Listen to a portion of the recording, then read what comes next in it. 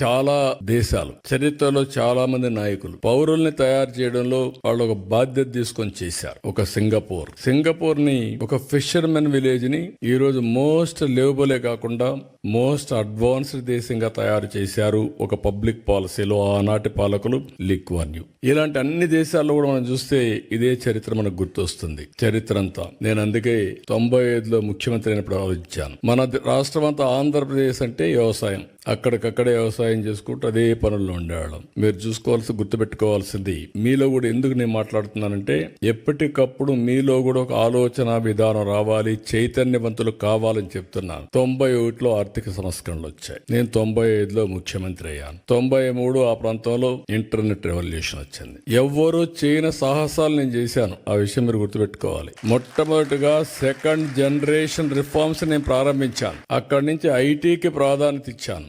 IT అంటే ఎవడికి అర్థం కానప్పుడు ఐటీని గురించి మాట్లాడమే కాకుండా ఊరూరులో పోయి చెప్పా, మీ పిల్లలకు డబ్బులు ఇవ్వడం కాదు కావాల్సింది, మీ పిల్లలు ప్రయోజకులు కావాలంటే బాగా చదివించండి.